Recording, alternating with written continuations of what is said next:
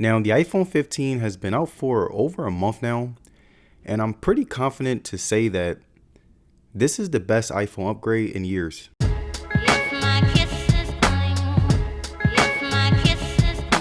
Now, the reason I say this is because the iPhone 15 has pretty much knocked it out the park in terms of upgrades. It has a new updated look, it has a new port that was long overdue, and it has a new build quality that added to its premium feel. And as far as everything else, it's given me a great experience that I would like to share with you guys in today's video. Now, starting with design, the iPhone 15 has changed the front of the phone with the dynamic island notch. They also added a USB-C port and changed it back to a matte feel, and all of these things added makes it feel like a solid upgrade from the iPhone 14. But besides that, I really do wish they would have added a 90Hz refresh rate, but at this point, I honestly don't think they will. The big frame mixed with the small bezels really makes the display feel even bigger. And besides the improvements that they made, this phone looks the exact same as the iPhone 14 from the power button, volume rockers and mute switch, all the way down to the speakers, with the only difference being the USB-C port and the matte back. And looking at its color, the version that I have is green, and this is one of my favorite colors on the iPhone 15 series. It has the matte green sides along with a light green matte feeling back that makes it feel very premium and very comparable to the iPhone 15 Pro. Now, looking at the display, the iPhone 15 has a 6.1-inch Super Retina XDR display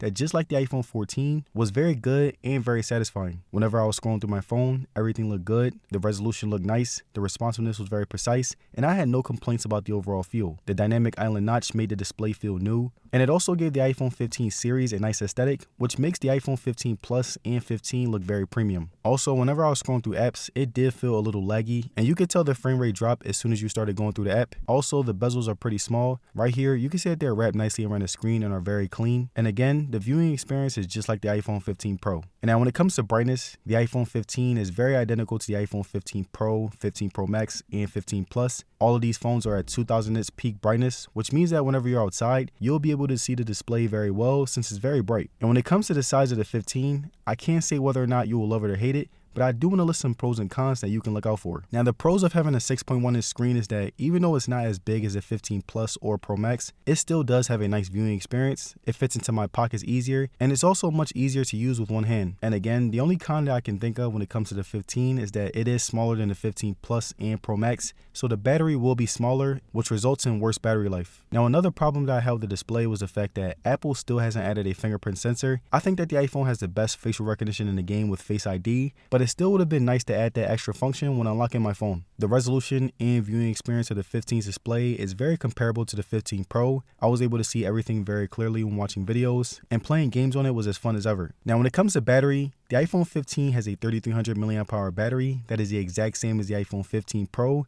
and was easily able to last me all day with no problem, even with moderate use. And mind you, I'm the type of person that is usually on my phone all day doing things like FaceTime, shooting videos, scrolling through social media, watching YouTube videos, and playing music. And I'm usually getting over 5 hours of screen time a day, and I only charge my phone when I'm sleeping. I was also using my 15 on power saving mode, but most of the time I did use it to the max, and it was still able to perform very well. And if I could give you guys a quick estimate, I would say that my battery is usually on 15% by the end of the day, which is really good and not far off from my 15 Pro. Now, the last thing that I wanted to touch on when it came to battery was the charging, and if I'm being honest, the charging really isn't fast compared to Samsung phones. It would take me well over an hour to get to 100%, but like I said before, you only need one charge, so I think that the long-lasting battery is a pretty great trade-off. And now looking at software, iOS 17 is holding up very well so far, and compared to iOS 16, it's much more stable and usable since I haven't gotten any lags. And even a month later, it does come with some nice features, but if I'm being honest, most of the iOS 17 features require you to go out your way to use them, and unlike iOS 16, I rarely found myself using iOS 17 features. And again, this phone feels the exact same as the iPhone 15 Pro, and the only difference when using them side by side is that the iPhone 15 Pro has a little bit smoother scrolling. And I also decided to test out some games on the 15. I play Asphalt 9, which is a game that can really test out the chip, and as you can see, it held up very well and I didn't get any lags while playing. And now the final thing that I wanted to note was that the iPhone 15 will be getting 5 to 6 years worth of software upgrades, so when it comes to longevity, it's definitely got you covered. Now, just like most iPhones, the iPhone 15 has some really loud speakers that were very good whenever I used them. I would usually use them in the house whenever watching videos on social media or YouTube, and I didn't have to turn it all the way up because of how loud they were on the lower tiers of volume. I tested out how they sounded when playing music, and if I'm being honest, they're loud and the quality holds up when the volume gets to the max. And right here, I'm going to give you guys an idea of how the speakers sound.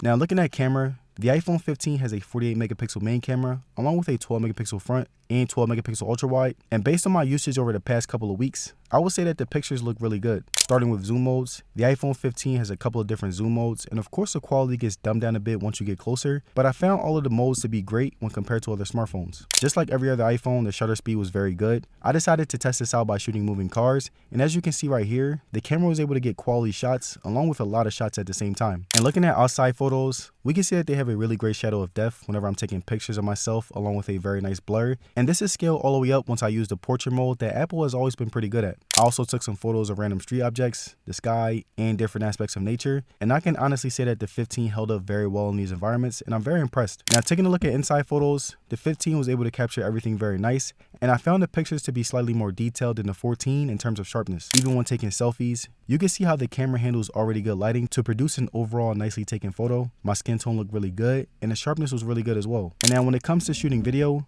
the iPhone 15 is one of the best phones that you can buy in this price range. You have many different modes and frame rates to choose from, but I prefer to shoot my videos in 4K at 30 frames per second because not only does it look good in 4K, but the 30 frames makes my movements look very realistic. The video stabilization was very nice, shooting videos was very easy no matter the subject, and just like every other iPhone, the 15 has held up very well. And also, here are some extra videos that I was able to get.